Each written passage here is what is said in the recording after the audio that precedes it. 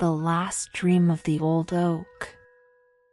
In a forest, high up on the steep shore and not far from the open seacoast, stood a very old oak tree. It was just 365 years old, but that long time was to the tree as the same number of days might be to us. We wake by day and sleep by night, and then we have our dreams. It is different with the tree. It is obliged to keep awake through 3 seasons of the year and does not get any sleep till winter comes. Winter is its time for rest, its night after the long day of spring, summer, and autumn. During many a warm summer, the ephemeras, which are flies that exist for only a day, had fluttered about the old oak, enjoyed life, and felt happy. And if, for a moment, one of the tiny creatures rested on the large, fresh leaves, the tree would always say, "Poor little creature. Your whole life consists of but a single day. How very short! It must be quite melancholy." "Melancholy?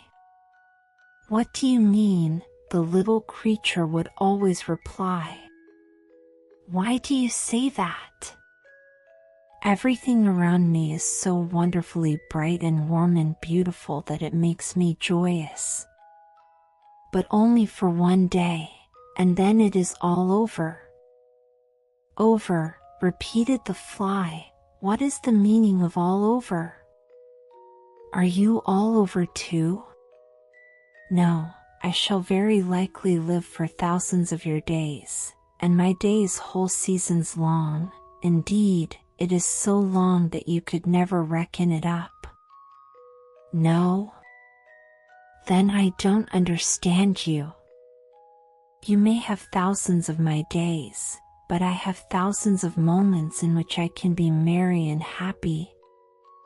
Does all the beauty of the world cease when you die?" "No," replied the tree, "it will certainly last much longer, infinitely longer than I can think of." "Well, then," said the little fly, "we have the same time to live, only we reckon differently." And the little creature danced and floated in the air, rejoicing in its delicate wings of gauze and velvet, rejoicing in the balmy breezes laden with the fragrance from the clover fields and wild roses, elder blossoms and honeysuckle, and from the garden hedges of wild thyme, primroses, and mint. The perfume of all these was so strong that it almost intoxicated the little fly. The long and beautiful day had been so full of joy and sweet delights, that, when the sun sank, the fly felt tired of all its happiness and enjoyment. Its wings could sustain it no longer, and gently and slowly it glided down to the soft, waving blades of grass, nodded its little head as well as it could, and slept peacefully and sweetly. The fly was dead. "Poor little ephemera," said the oak, "what a short life." And so on every summer day the dance was repeated, the same questions were asked and the same answers given, and there was the same peaceful falling asleep at sunset. This continued through many generations of ephemeras, and all of them felt merry and happy. The oak remained awake through the morning of spring, the noon of summer, and the evening of autumn. Its time of rest, its night, drew near, its winter was coming. Here fell a leaf and there fell a leaf. Already the storms were singing, "Good night, good night. We will rock you and lull you. Go to sleep, go to sleep. We will sing you to sleep, and shake you to sleep, and it will do your old twigs good, they will even crackle with pleasure. Sleep sweetly, it is your 365th night. You are still very young in the world. Sleep sweetly, the clouds will drop snow upon you, which will be your coverlid, warm and sheltering to your feet. Sweet sleep to you, and pleasant dreams. And there stood the oak, stripped of all its leaves, left to rest during the whole of a long winter, and to dream many dreams of events that had happened, just as men dream. The great tree had once been small, indeed, in its cradle it had been an acorn. According to human reckoning, it was now in the 4th century of its existence. It was the largest and best tree in the forest. Its summit towered above all the other trees and could be seen far out at sea, so that it served as a landmark to the sailors. It had no idea how many eyes looked eagerly for it. In its topmost branches the wood pigeon built her nest, and the cuckoo sang his well-known song, the familiar notes echoing among the boughs, and in autumn, when the leaves looked like beaten copper plates, the birds of passage came and rested on the branches before beginning their flight across the sea. But now that it was winter, the tree stood leafless, so that everyone could see how crooked and bent were the branches that sprang forth from the trunk. Crows and rooks came by turns and sat on them, and talked of the hard times that were beginning, and how difficult it was in winter to obtain a living. It was just at the holy Christmas time that the tree dreamed a dream. The tree had doubtless a feeling that the festive time had arrived, and in its dream fancied it heard the bells of the churches ringing. And yet it seemed to be a beautiful summer's day, mild and warm. The tree's mighty summit was crowned with spreading, fresh green foliage, the sunbeams played among its leaves and branches, and the air was full of fragrance from herb and blossom. Painted butterflies chased each other, the summer flies danced around it as if the world had been created merely that they might dance and be merry. All that had happened to the tree during all the years of its life seemed to pass before it as if in a festive pageant. It saw the knights of olden times and noble ladies ride through the wood on their gallant steeds, with plumes waving in their hats and with falcons on their wrists, while the hunting horns sounded and the dogs barked. It saw hostile warriors, in colored dress and glittering armor, with spear and halberd, pitching their tents and again taking them down. The watchfires blazed, and men sang and slept under the hospitable shelter of the tree. It saw lovers meet in quiet happiness near it in the moonshine, and carve the initials of their names in the grayish-green bark of its trunk. Once, but long years had passed since then, guitars and Aeolian harps had been hung on its boughs by merry travelers. Now they seemed to hang there again, and their marvelous notes sounded again. The wood pigeons cooed as if to express the feelings of the tree, and the cuckoo called out to tell it how many summer days it had yet to live. Then it appeared to it that new life was thrilling through every fiber of root and stem and leaf, rising even to its highest branches. The tree felt itself stretching and spreading out, while through the root beneath the earth ran the warm vigor of life. As it grew higher and still higher and its strength increased, the topmost boughs became broader and fuller, and in proportion to its growth its self-satisfaction increased, and there came a joyous longing to grow higher and higher, to reach even to the warm, bright sun itself. Already had its topmost branches pierced the clouds, which floated beneath them like troops of birds of passage or large white swans. Every leaf seemed gifted with sight, as if it possessed eyes to see. The stars became visible in broad daylight, large and sparkling, like clear and gentle eyes. they brought to the tree's memory the light that it had seen in the eyes of a child and in the eyes of lovers who had once met beneath the branches of the old oak. These were wonderful and happy moments for the old oak, full of peace and joy, and yet amidst all this happiness, the tree felt a yearning desire that all the other trees, bushes, herbs, and flowers beneath it might also be able to rise higher, to see all the splendor and experience the same happiness. The grand, majestic oak could not be quite happy in its enjoyment until all the rest, both great and small, could share it. And this feeling of yearning trembled through every branch, through every leaf, as warmly and fervently as through a human heart. The summit of the tree waved to and fro and bent downwards, as if in its silent longing it sought something. Then there came to it the fragrance of thyme and the more powerful scent of honeysuckle and violets, and the tree fancied it heard the note of the cuckoo. At length its longing was satisfied. Up through the clouds came the green summits of the forest trees, and the oak watched them rising higher and higher. Bush and herb shot upward, and some even tore themselves up by the roots to rise more quickly. The quickest of all was the birch tree.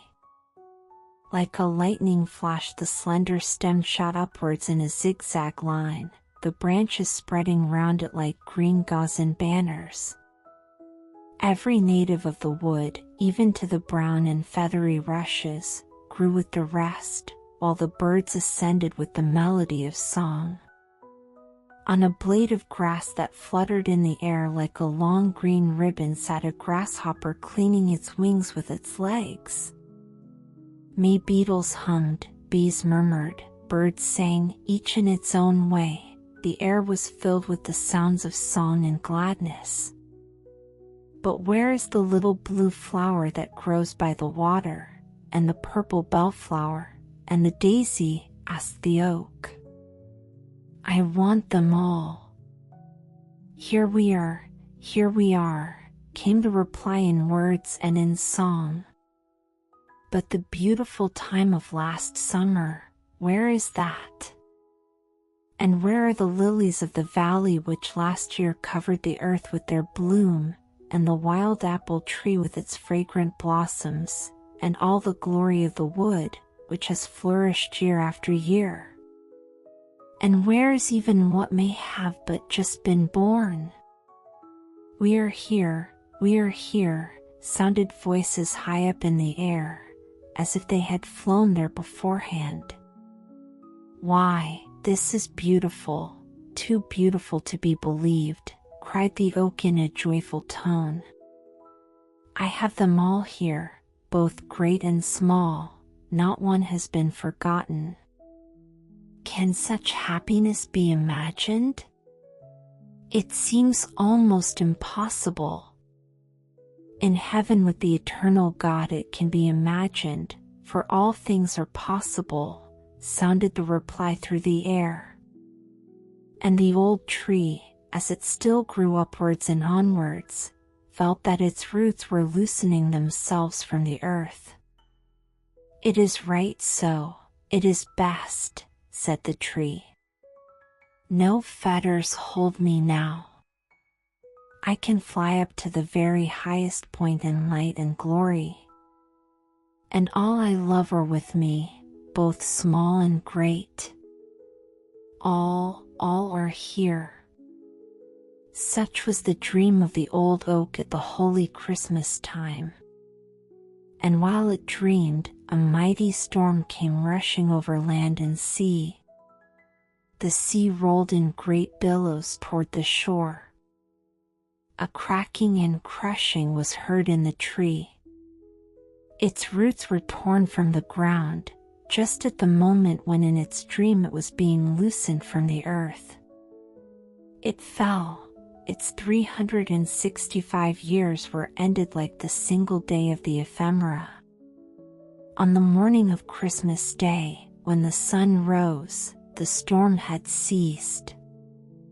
From all the churches sounded the festive bells, and from every hearth, even of the smallest hut, rose the smoke into the blue sky, like the smoke from the festive thank offerings on the Druids' altars.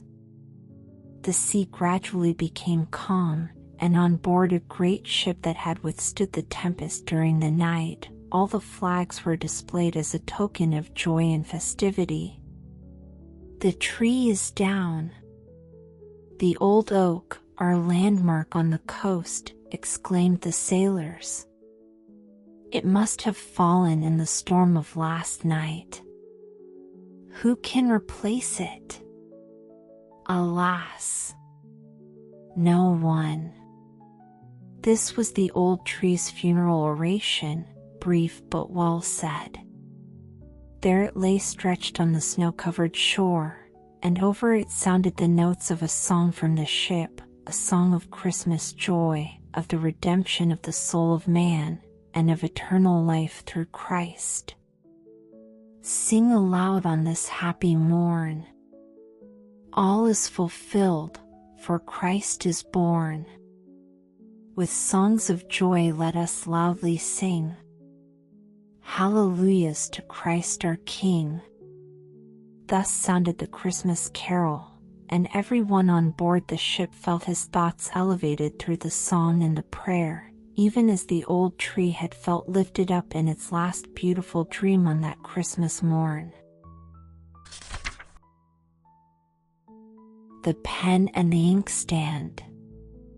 In a poet's room, where his inkstand stood on the table, the remark was once made, "It is wonderful what can be brought out of an inkstand." What will come next? It is indeed wonderful. Yes, certainly, said the inkstand to the pen and to the other articles that stood on the table. That's what I always say. It is wonderful and extraordinary what a number of things come out of me. It's quite incredible, and I really never know what is coming next when that man dips his pen into me. One drop out of me is enough for half a page of paper, and what cannot half a page contain? From me all the works of the poet are produced, all those imaginary characters whom people fancy they have known or met, and all the deep feeling, the humor, and the vivid pictures of nature. I myself don't understand how it is, for I am not acquainted with nature, but it is certainly in me. From me have gone forth to the world those wonderful descriptions of charming maidens, and of brave knights on prancing steeds, of the halt and the blind, and I know not what more, for I assure you I never think of these things. There you are right, said the pen, for you don't think at all. If you did, you would see that you can only provide the means. You give the fluid, that I may place upon the paper what dwells in me and what I wish to bring to light. It is the pen that writes. No man doubts that, and indeed most people understand as much about poetry as an old inkstand. You have had very little experience, replied the inkstand. You have hardly been in service a week and are already half worn out. Do you imagine you are a poet? You are only a servant, and before you came I had many like you, some of the goose family and others of English manufacture. I know a quill pen as well as I know a steel one. I have had both sorts in my service, and I shall have many more as long as he comes, the man who performs the mechanical part, and writes down what he obtains from me. I should like to know what will be the next thing he gets out of me. Inkpot, retorted the pen, contemptuously. Late in the evening the poet returned home from a concert, where he had been quite enchanted by the admirable performance of a famous violin player. the player had produced from his instrument a richness of tone that sometimes sounded like tinkling water drops or rolling pearls, sometimes like the birds twittering in chorus, and then again, rising and swelling like the wind through the fir trees. The poet felt as if his own heart were weeping, but in tones of melody, like the sound of a woman's voice. These sounds seemed to come not only from the strings but from every part of the instrument. It was a wonderful performance and a difficult piece, and yet the bow seemed to glide across the strings so easily that one would think anyone could do it. The violin and the bow seemed independent of their master who guided them. It was as if soul and spirit had been breathed into the instrument. And the audience forgot the performer and the beautiful sounds he produced. Not so the poet. He remembered him and wrote down his thoughts on the subject. How foolish it would be for the violin and the bow to boast of their performance, and yet we men often commit that folly. The poet, the artist, the man of science in his laboratory, the general, we all do it, and yet we are only the instruments which the Almighty uses. To Him alone the honor is due. We have nothing in ourselves of which we should be proud. Yes, this is what the poet wrote. He wrote it in the form of a parable and called it the master and the instruments. That is what you get, madam, said the pen to the inkstand when the two were alone again. Did you hear him read aloud what I had written down? Yes, what I gave you to write, retorted the inkstand. That was a cut at you, because of your conceit. To think that you could not understand that you were being quizzed. I gave you a cut from within me. Surely I must know my own satire. Ink pitcher, cried the pen. Writing stick, retorted the inkstand. And each of them felt satisfied that he had given a good answer. It is pleasing to be convinced that you have settled a matter by your reply. It is something to make you sleep well. And they both slept well over it. But the poet did not sleep. Thoughts rose within him, like the tones of the violin, falling like pearls or rushing like the strong wind through the forest. He understood his own heart in these thoughts. They were as a ray from the mind of the great master of all minds. To him be all the honor. The Old Street Lamp. Did you ever hear the story of the old street lamp? It is not remarkably interesting, but for once you may as well listen to it. It was a most respectable old lamp, which had seen many, many years of service and now was to retire with a pension. It was this very evening at its post for the last time, giving light to the street. Its feelings were something like those of an old dancer at the theater who is dancing for the last time and knows that on the morrow she will be in her garret, alone and forgotten. The lamp had very great anxiety about the next day, for it knew that it had to appear for the first time at the town hall to be inspected by the mayor and the council, who were to decide whether it was fit for further service, whether it was good enough to be used to light the inhabitants of one of the suburbs, or in the country, at some factory. If the lamp could not be used for one of these purposes, it would be sent at once to an iron foundry to be melted down. In this latter case it might be turned into anything, and it wondered very much whether it would then be able to remember that it had once been a street lamp. This troubled it exceedingly. Whatever might happen, it seemed certain that the lamp would be separated from the watchman and his wife, whose family it looked upon as its own. The lamp had first been hung up on the very evening that the watchman, then a robust young man, had entered upon the duties of his office. Ah, well.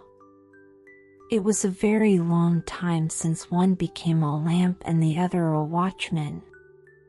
His wife had some little pride in those days. She condescended to glance at the lamp only when she passed by in the evening, never in the daytime. But in later years, when all of them, the watchman, the wife, and the lamp, had grown old, she had attended to it, cleaning it and keeping it supplied with oil. The old people were thoroughly honest. They had never cheated the lamp of a single drop of the oil provided for it. This was the lamp's last night in the street, and tomorrow it must go to the town hall. Two very dark things to think of. No wonder it did not burn brightly.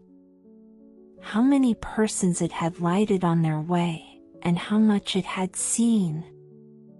As much, very likely, as the mayor and corporation themselves.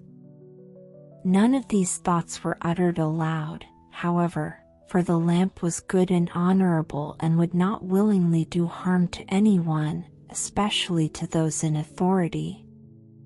As one thing after another was recalled to its mind, the light would flash up with sudden brightness. At such moments the lamp had a conviction that it would be remembered.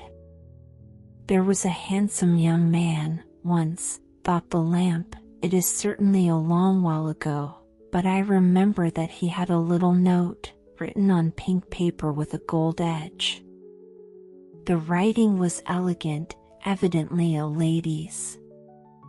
Twice he read it through, and kissed it, and then looked up at me with eyes that said quite plainly, I am the happiest of men.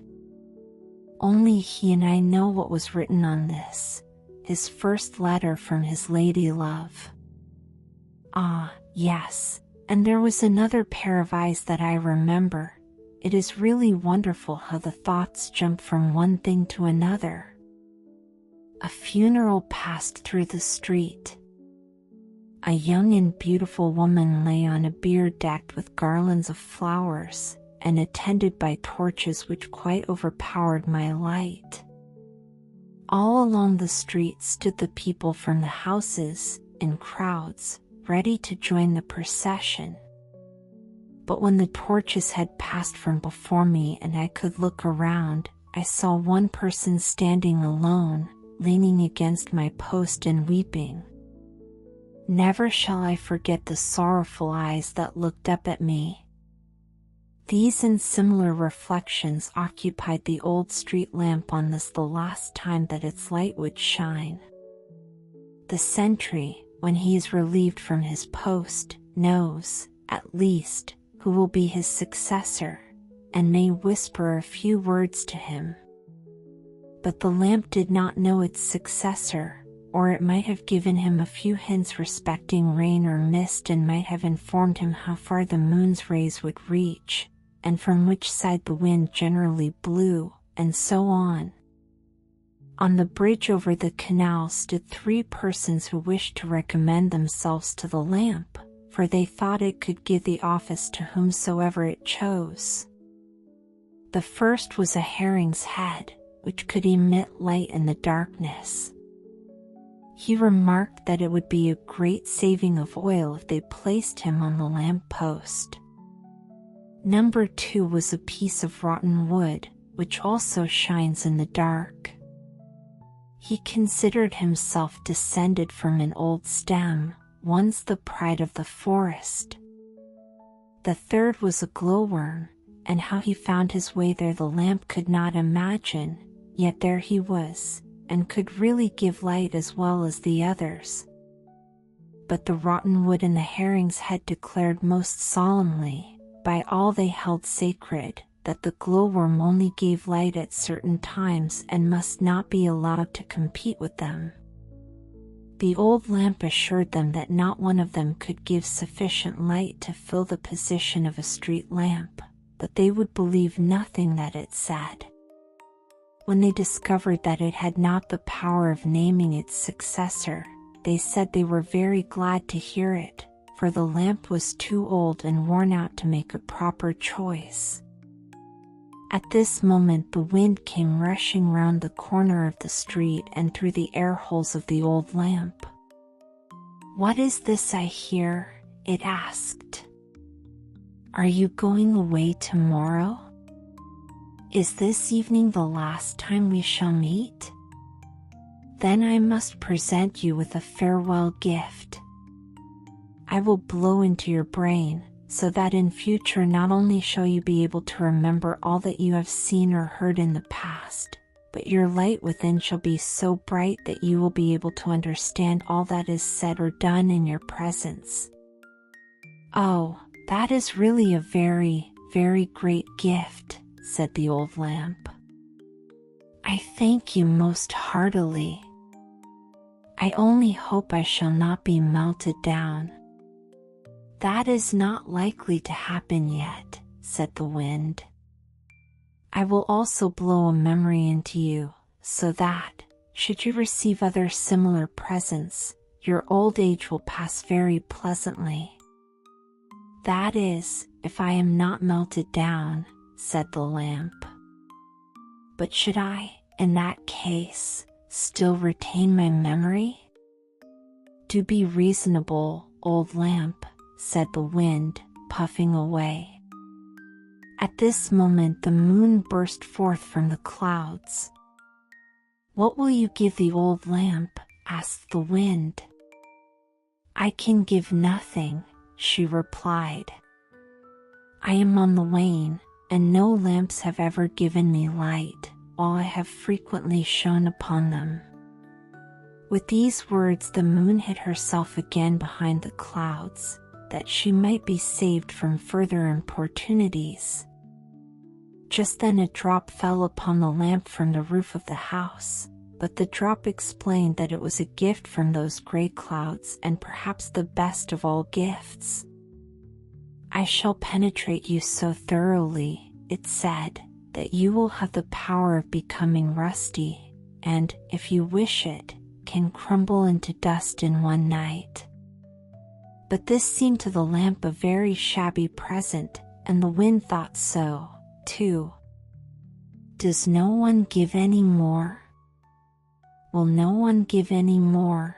shouted the breath of the wind, as loud as it could. Then a bright, falling star came down, leaving a broad, luminous streak behind it. "What was that?" cried the herring's head. "Did not a star fall? I really believe it went into the lamp."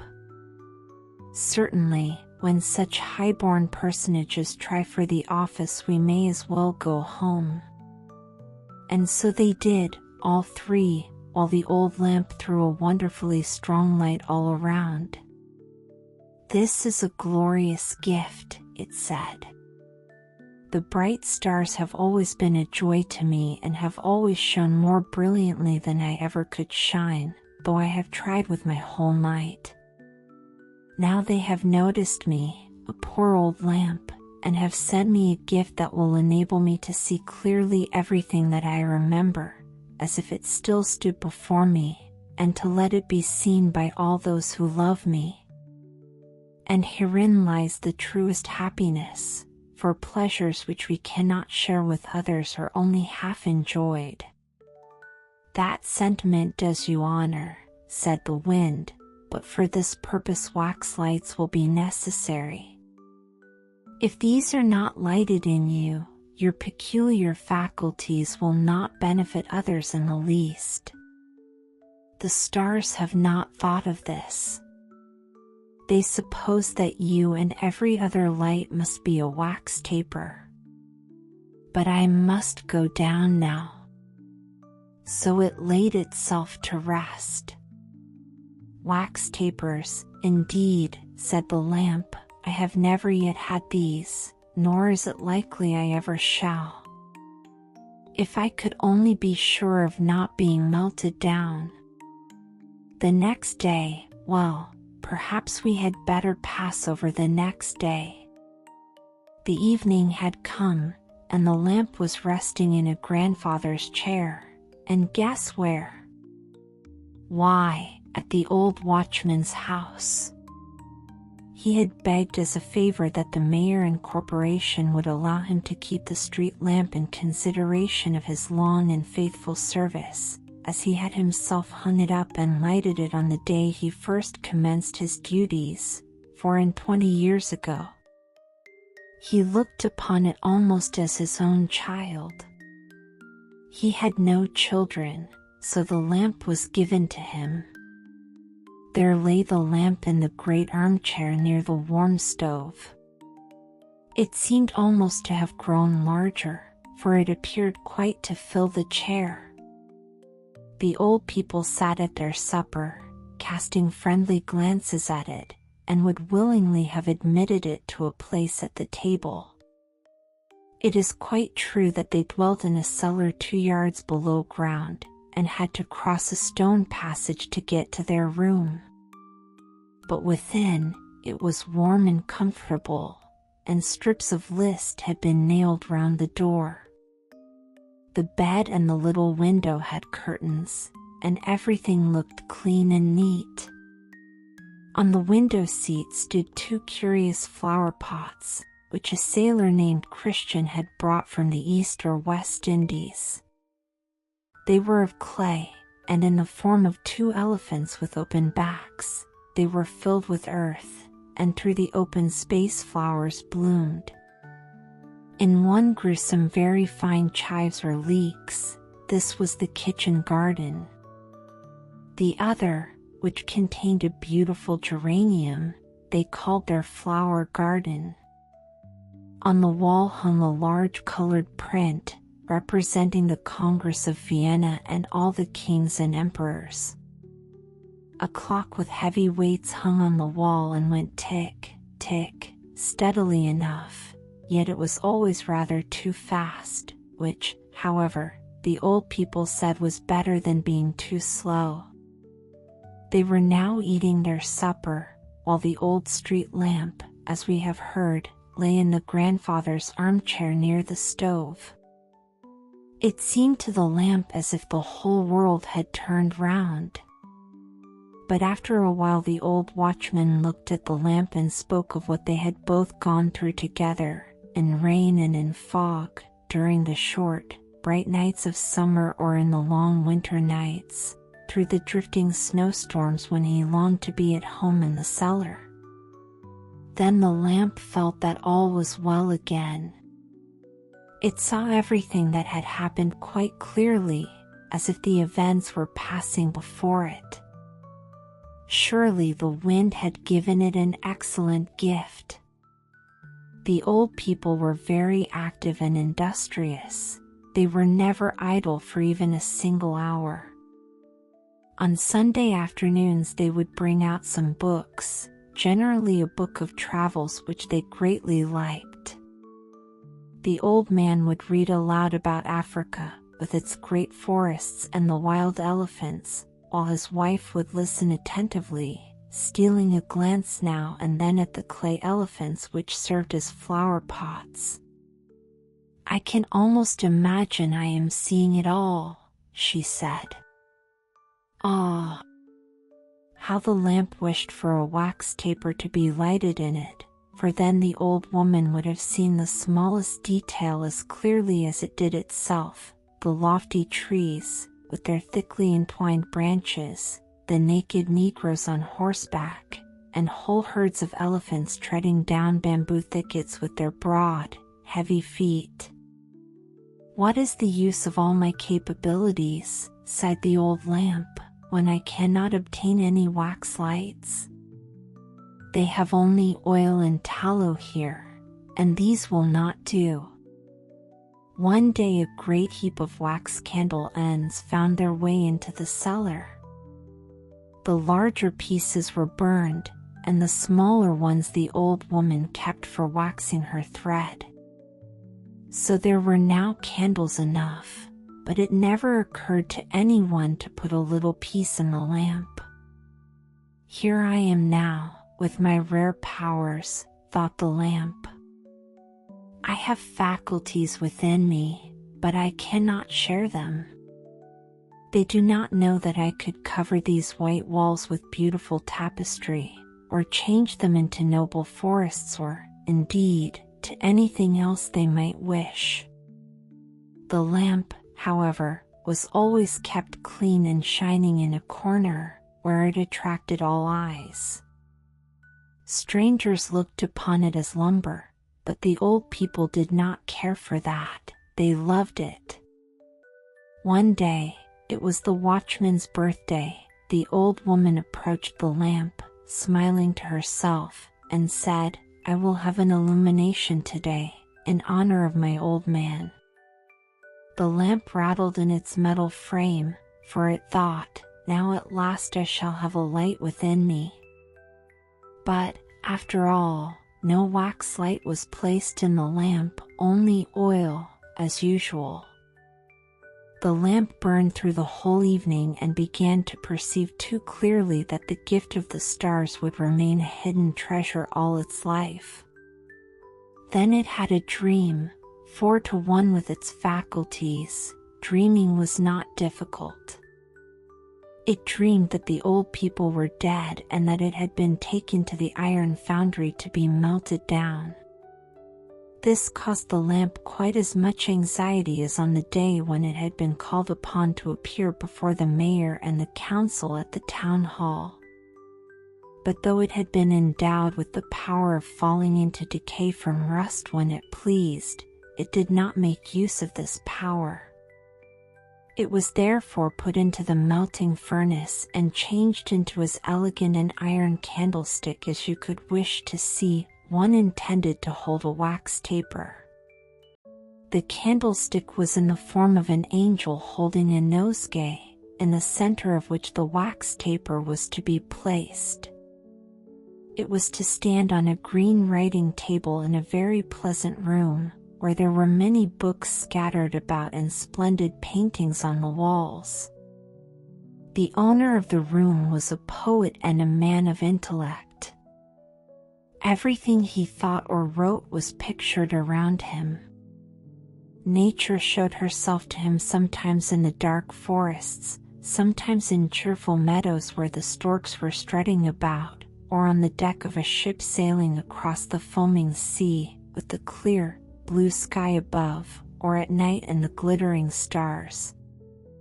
"What powers I possess," said the lamp, awaking from its dream.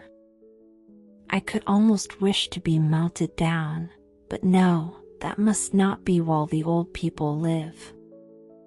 They love me for myself alone, they keep me bright and supply me with oil.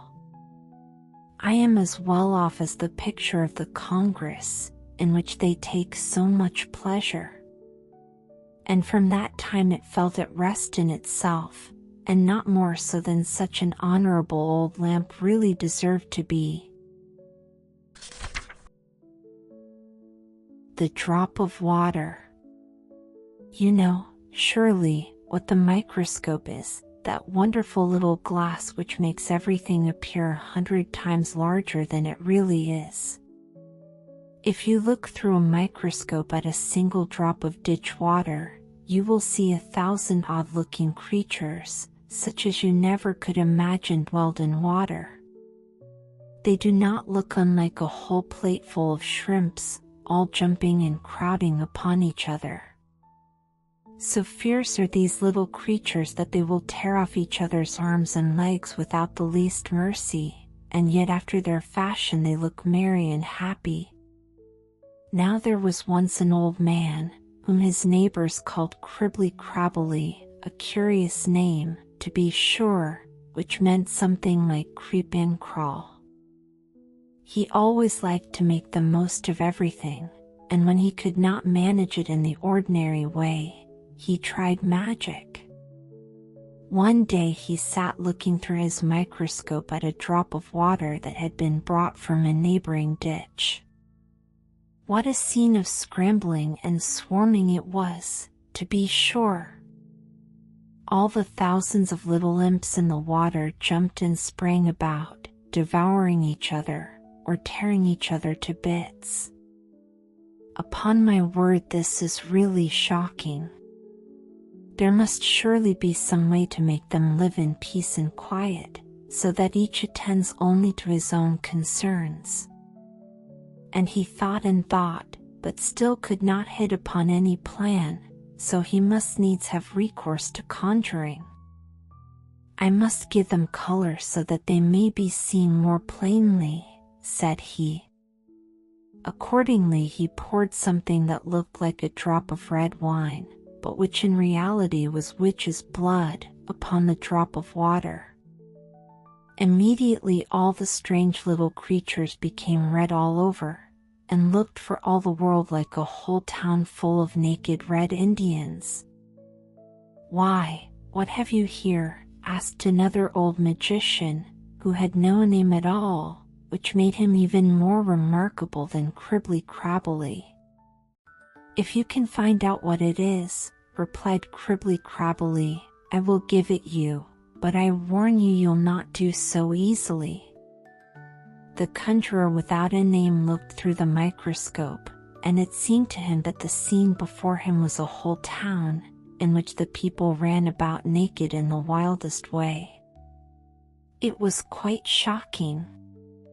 Still more horrible was it to see how they kicked and cuffed, struggled and fought, pecked, bit, tore, and swallowed each his neighbor.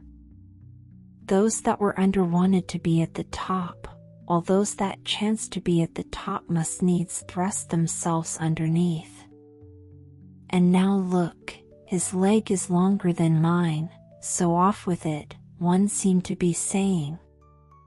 Another had a little lump behind his ear, an innocent little lump enough, but it seemed to pain him, and therefore the others seemed determined that it should pain him more. So they hacked at it, and dragged the poor thing about, and at last ate him up, all on account of the little lump.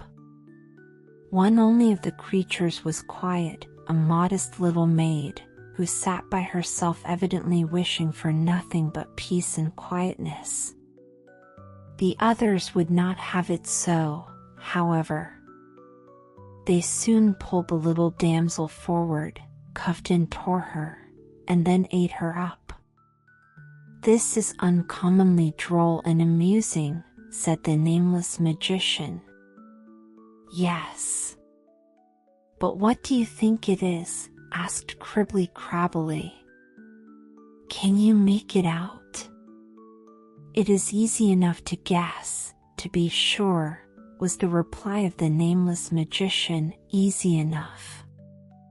It is either Paris or Copenhagen, or some other great city, I don't know which, for they are all alike." "It is some great city, of course."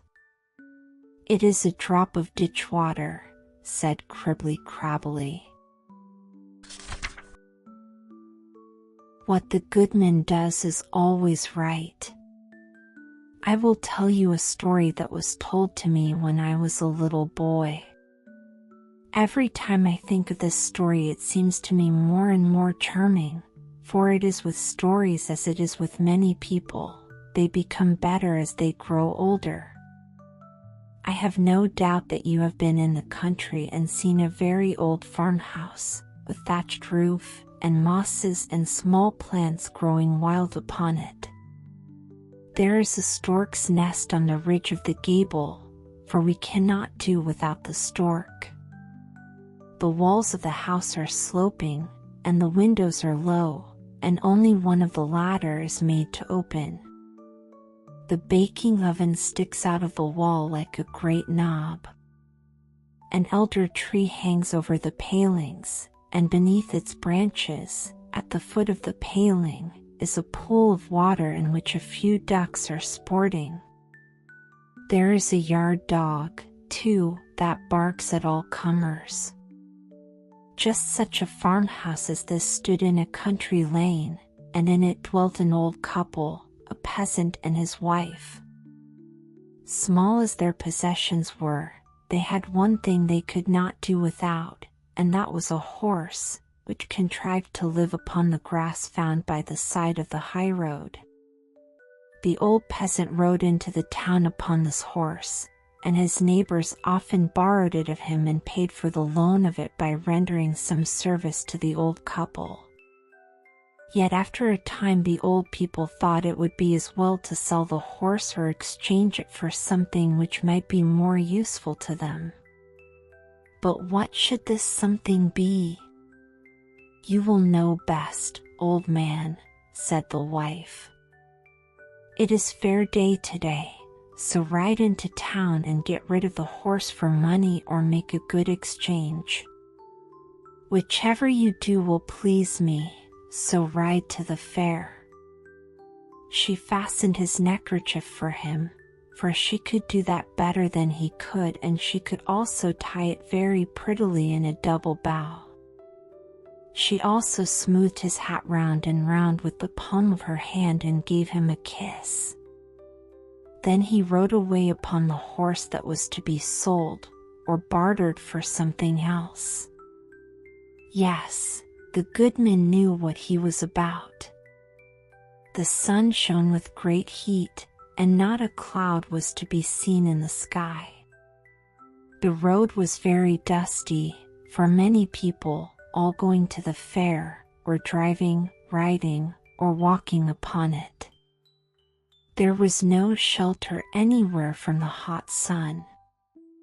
Among the crowd a man came trudging along, driving a cow to the fair. The cow was as beautiful a creature as any cow could be. "She gives good milk, I am certain," said the peasant to himself. That would be a very good exchange, the cow for the horse. "Halloo there! You with the cow," he said. "I tell you what, I dare say a horse is of more value than a cow, but I don't care for that. A cow will be more useful to me, so if you like we'll exchange." "To be sure I will," said the man. Accordingly the exchange was made. When the matter was settled the peasant might have turned back, for he had done the business he came to do. But having made up his mind to go to the fair, he determined to do so, if only to have a look at it. So on he went to the town with his cow. Leading the animal, he strode on sturdily, and, after a short time, overtook a man who was driving a sheep. It was a good fat sheep, with a fine fleece on its back. "I should like to have that fellow," said the peasant to himself. "There is plenty of grass for him by our palings, and in the winter we could keep him in the room with us.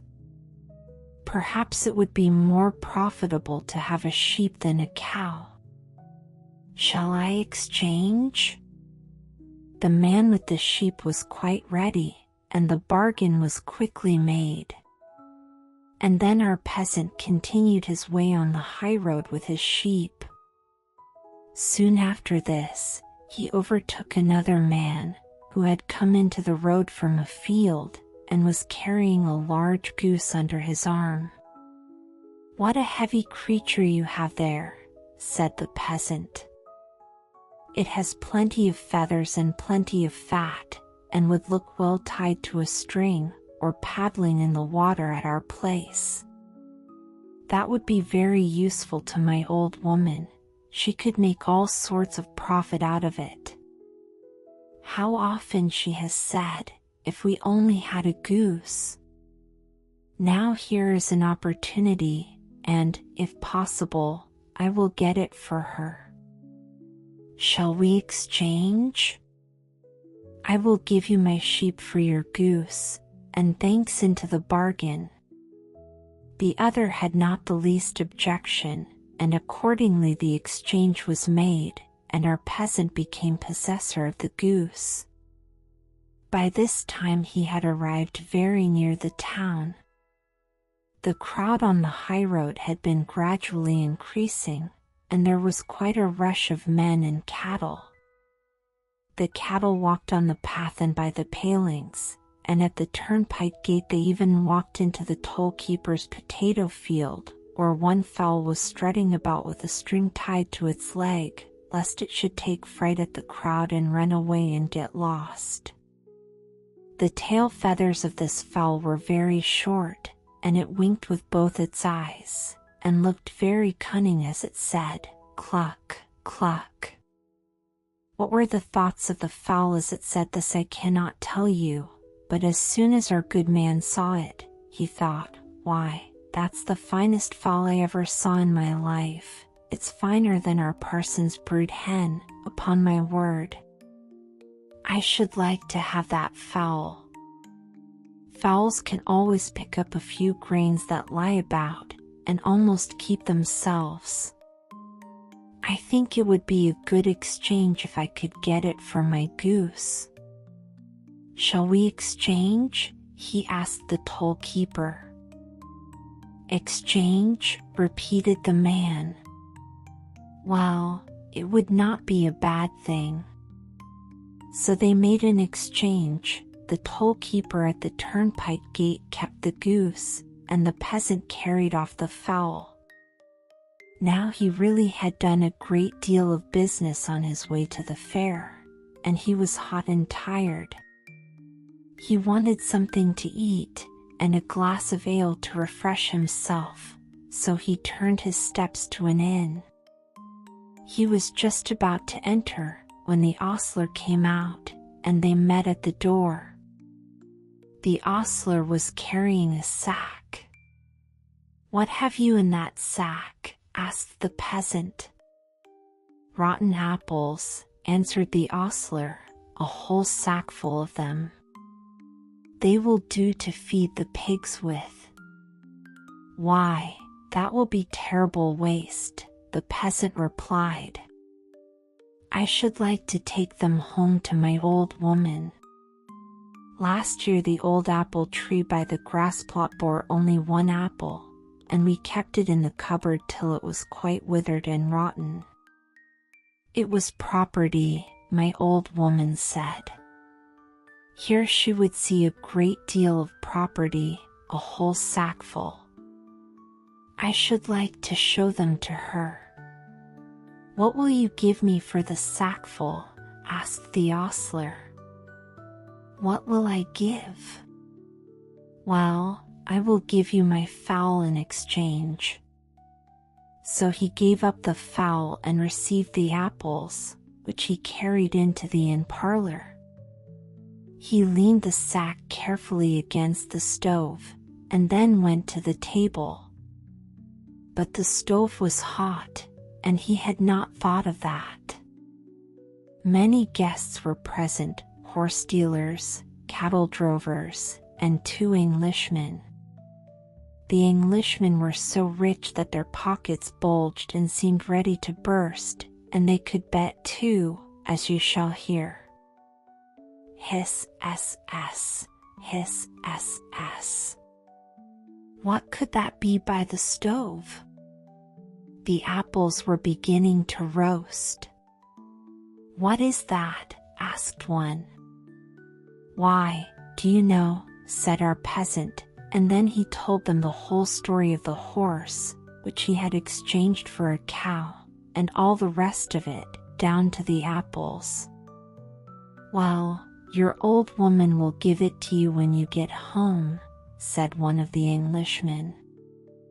"Won't there be a noise?" "What?" "Give me what?" said the peasant.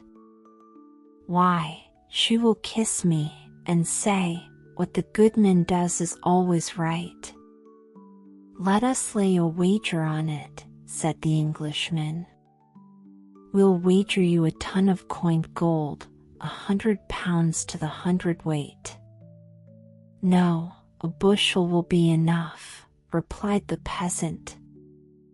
"I can only set a bushel of apples against it, and I'll throw myself and my old woman into the bargain. That will pile up the measure, I fancy. Done.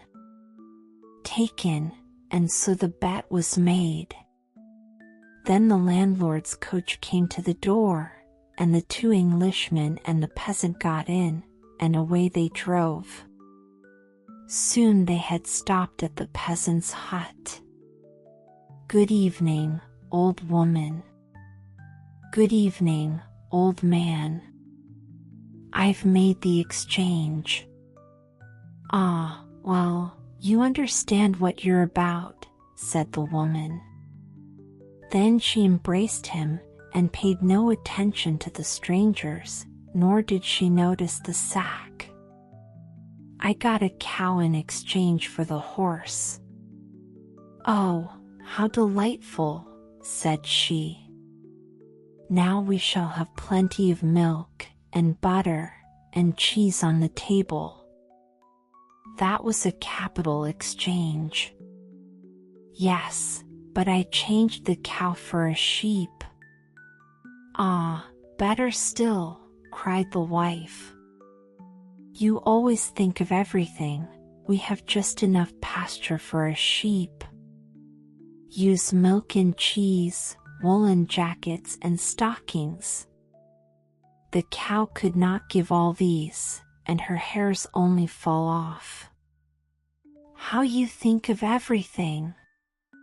But I changed away the sheep for a goose. Then we shall have roast goose to eat this year. You dear old man, you are always thinking of something to please me. This is delightful. We can let the goose walk about with a string tied to her leg, so that she will get fatter still before we roast her. But I gave away the goose for a fowl. A fowl! Well, that was a good exchange, replied the woman. The fowl will lay eggs and hatch them, and we shall have chickens. We shall soon have a poultry yard. Oh, this is just what I was wishing for. Yes, but I exchanged the fowl for a sack of shriveled apples. What? I must really give you a kiss for that, exclaimed the wife. My dear, good husband, now I'll tell you something. Do you know, almost as soon as you left me this morning, I began thinking of what I could give you nice for supper this evening, and then I thought of fried eggs and bacon, with sweet herbs. I had eggs and bacon but lacked the herbs, so I went over to the schoolmaster's. I knew they had plenty of herbs, but the schoolmistress is very mean, although she can smile so sweetly. I begged her to lend me a handful of herbs. Lend, she exclaimed, I have nothing to lend. I could not even lend you a shriveled apple, my dear woman. But now I can lend her 10, or a whole sackful, for which I'm very glad. It makes me laugh to think of it. Then she gave him a hearty kiss. Well, I like all this, said both the Englishmen, always going down the hill and yet always merry. It's worth the money to see it. So they paid 100 weight of gold to the peasant who, whatever he did, was not scolded but kissed. Yes, it always pays best when the wife sees and maintains that her husband knows best and that whatever he does is right. This is a story which I heard when I was a child. And now you have heard it, too, and know that what the goodman does is always right.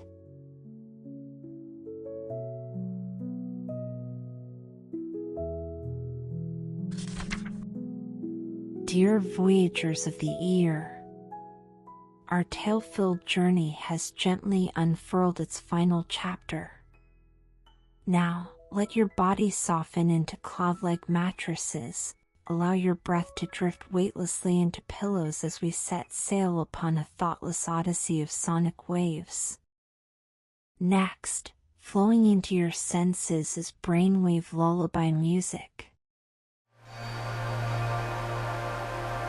When harmonies bloom, imagine yourself descending into a velvety ocean of starlit skies, each note a sculpted whisper of melatonin.